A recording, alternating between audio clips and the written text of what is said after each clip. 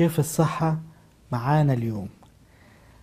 احنا برنامجنا برنامج توعوي ثقافي، الهدف منه توعية الناس من الأمراض المنتشرة في مجتمعنا عشان نقدر نقاومها، والوقاية خير من العلاج. اليوم في حلقة كيف الصحة هنتكلم على حاجة مهمة جدا. بحكم ان انا طبيب بيجيني ناس كتير في العيادة، هم يعني ناس بس اللي بيجيني السيدات اكتر، هم اللي جايبين ازواجهم معاهم. يعني السيدة بتجيني وجايبة زوجة معاها غصب عنه، عشان هي بتعاني وبتشتكي من قلة النوم بسبب زوجها. ليش؟ لأنه زوجها طول الليل بيشخر طبعا، وهي الزوجة مو عارفة تنام من صوت شخيره.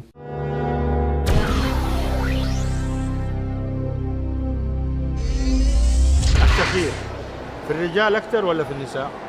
الشخير في الرجال أكثر. الشخير رجال أكثر. رجال طبعا.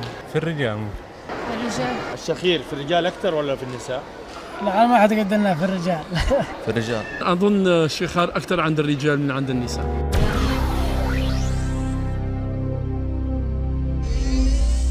الشخير موجود في الأزواج أكثر من السيدات في سن الصغير، بس طبعا مع الزمن والوقت فوق 60 سنة للسيدة أو للزوجة هتبقى بنفس الزوج برضو هيكون لها شخير زيها أو مثله. وبالتالي هنا احنا بنتكلم على مرض الشخير. طبعا الشخير زي ما احنا قلنا موجود في الرجال أكثر من السيدات، والسيدة هي اللي بتعاني أو الزوجة. إنه احنا هنا في مجتمعنا يعني صعب إنه السيدة أو الزوجة تنفصل عن زوجها أو تروح في غرفة تانية تنام، هتقول إيش لأطفالها وللأهل إنه هي بعدت عن زوجها بسبب إنه هو بيشخر. بتضطر إنه تنام معه في غرفة واحدة وهي متضايقة، أو هي حتى نومها ما بيكون نوم صحيح لأنه مقلق بالنسبة لها بسبب شخير زوجها. عكس في المجتمعات الغربية إنه الست في كل منزل لهم غرفتين، الزوج له غرفة والزوجة لها غرفة، وبالتالي احنا مجتمعنا صعب. فبتضطر في النهاية إنها بتجيب جوزها بالقوة حتى للطبيب عشان يشوف إيش مشكلة الشخير. طيب إذا صارت مشكلة هنا أو الشخير ده مرض، طبعا الزوج بالنسبة له في الأول يعني ما يهتم بموضوع الشخير كتير، بس طبعا تحت تأثير الزوجة وإلحاء الزوجة يضطر إنه يروح معاها للدكتور. إيش هو الشخير بالضبط؟ هو الشخير عبارة عن انسداد في مجرى الهواء في الأنف، وهو عبارة عن صوت يطلع من الأنف والفم بسبب نتيجة انسداد كامل أو جزئي في مجرى الهواء. فبالتالي عرفنا الشخير بيطلع الصوت من فين؟ بيطلع من الأنف والفم بسبب في سد، في حاجة مقفولة أو حاجة ضيقة سواء في مجرى الهواء في الأنف أو سواء في الفم. فبالتالي كل اللي بيجيهم عندهم شخير يبقى بأسباب معينة. إيش هي الأسباب؟ يا عنده سمنة زيادة، وبالذات الرجال بيعانوا سمنة في ناحية الرقبة، دي تأثر على مجرى الهواء في الأنف، بتخلي مجرى الهواء ضيق، بالتالي بيصدر الصوت الشهيق والزفير اللي احنا بنسمعهم بصوت عالي. أو بسبب كمان أحيانا التدخين من الأسباب اللي بتسبب شخير، وعدم ممارسة الرياضة.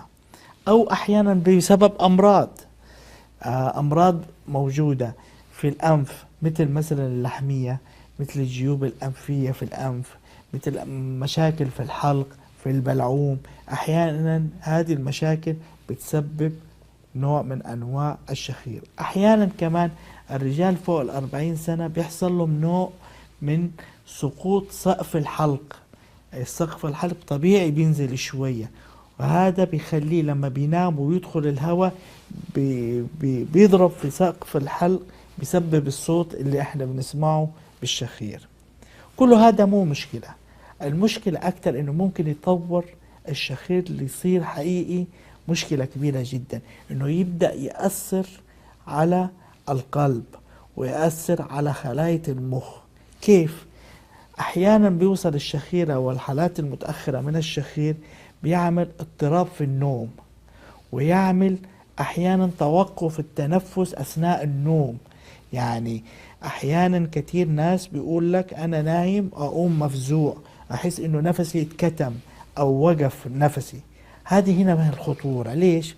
توقف التنفس لمدة 10 ثواني وانت نايم، هذه تؤثر على خلايا المخ وتأثر على القلب، لأنه خلايا المخ اللي بيغذيها الأكسجين، والقلب بيغذيه الأكسجين. لما يوقف التنفس فترة قصيرة هيصير في نقص أكسجين في المخ وفي القلب، ومما يؤثر على الدورة الدموية للقلب وللمخ، وبالتالي ده عامل مهم جدا.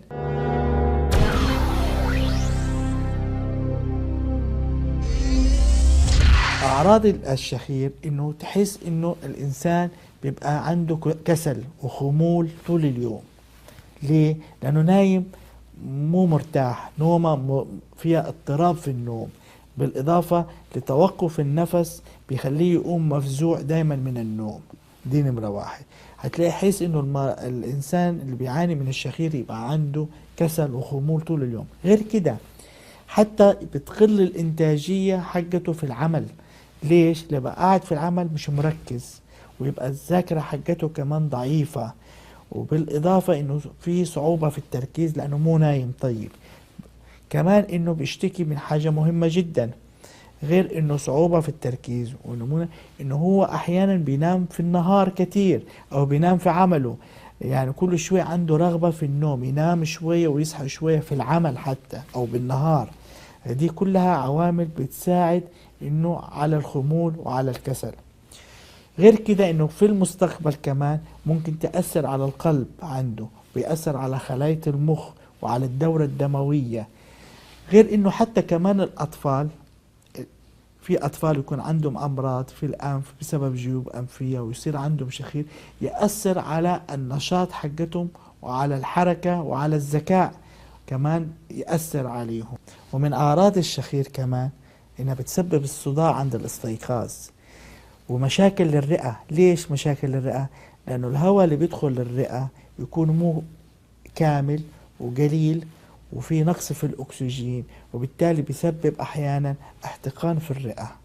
وبالتالي أنا أنصح في النهاية لأي إنسان وأي رجل، بالذات الرجال لأنهم نسبتهم أكثر من النساء في هذا المرض، إنهم ما يتركوا المرض، لأنه مضاعفاته خطيرة على القلب والدورة الدموية وعلى خلايا المخ وعلى الذكاء وعلى النشاط، وقلة الإنتاجية بتسبب.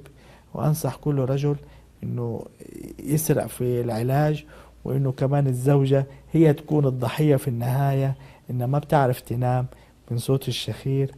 وفي النهاية أقول لكم كيف الصحة.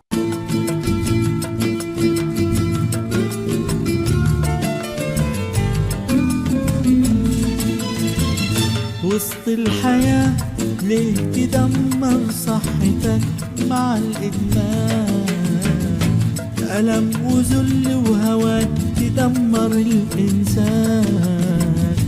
وسط الضباب افتح بإيدك 1000 باب وتهد سجن الاكتئاب.